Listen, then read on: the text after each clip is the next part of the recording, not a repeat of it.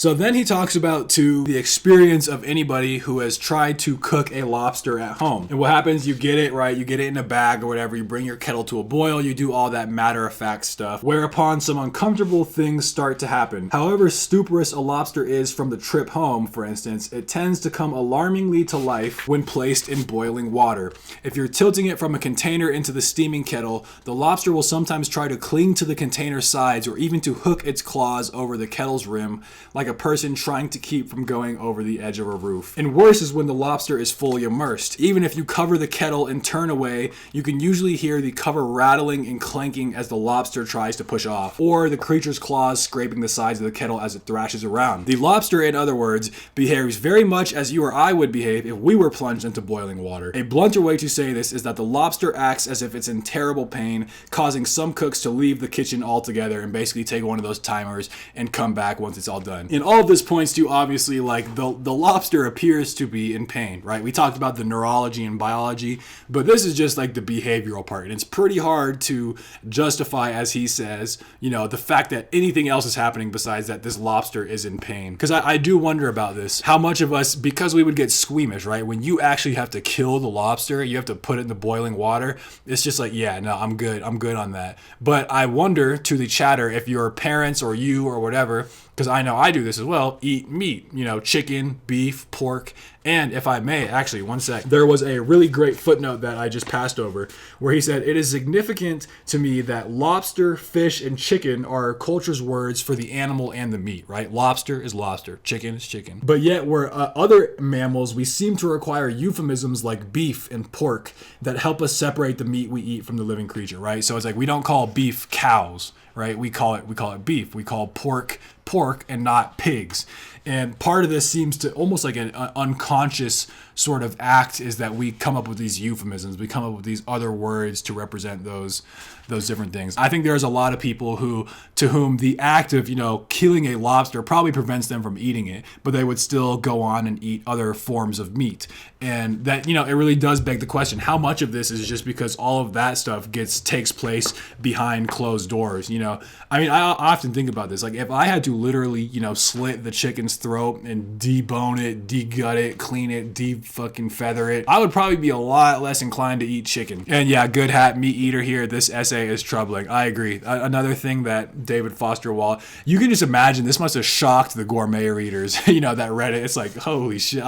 But as he points out at the end, isn't part of being a gourmet thinking deeply about the context and nature of the food that gets put onto your plate? So he says, he's just describing, at a high level here. There happen to be two main criteria that most ethicists agree on for determining whether a living creature has the capacity to suffer. One is how much of the neurological hardware required for pain experience the animal comes equipped with. Do they have nociceptors, prostalgins, neuronal opioid receptors, etc.? The other criterion is whether the animal demonstrates behavior associated with pain. So basically there's two aspects, right? According to the consensus with ethicists, there is the biological hardware and there's the external behavior.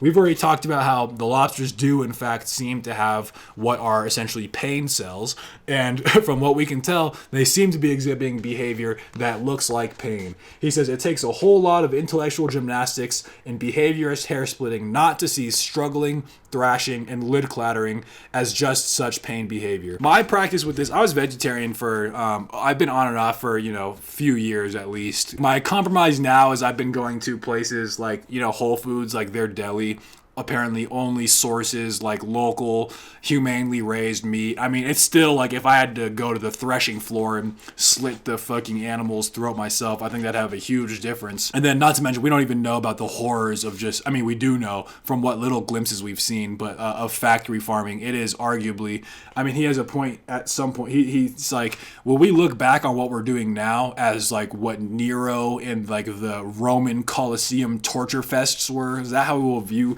things like this and factory farming? It's also interesting too, the sort of, as he says, intellectual gymnastics people will do Because I think, I at least in my case, like I'm kind of just accepting biting the bullet that, like, yeah, we are killing animals to eat them. And again, I try and go for like the humanely sourced stuff, but at the end of the day, it's still probably a lot of suffering going on, right? And this is just something that David Foster Wallace is taking your nose and rubbing it in. Even worse than this too, he's like, lobsters, again, coming to the biology, they don't have much by way of eyesight or hearing, but they do have an exquisite tactile sense. And he says scientists, studies have found that even like a 1 degree change in temperature is enough for lobsters to notice. There are kind of like these quote unquote dumb creatures in this, they don't have like these brains, they're blind, they're deaf, whatever. But if they got one thing going for them, they're really great tactile sense, which of course makes something being like boiled alive, who knows how much infinitely more excruciating, like we kind of talked about. We'd have no access to what it's like to be this lobster. So it could just be like some ungodly amount of pain, but again, we'll never know. So after kind of addressing all these things, he says, still after all the abstract intellectualization, there remains the fact that of the frantically clanking lid, the pathetic clinging to the edge of the pot, standing at the stove, it is hard to deny in any meaningful way that this is a living creature experiencing pain and wishing to avoid and escape the painful experience. And actually, I really like this part. It's just a sobering, because he gets so down into the nitty gritty of like the argument, and it's like, okay, well, some people think this with the biology, some people think that, back and forth. But at the end of the day, after all this abstract intellectualization, goodness, it seems, as he says, that this is a living creature experiencing pain and wishing to avoid and escape the painful experience.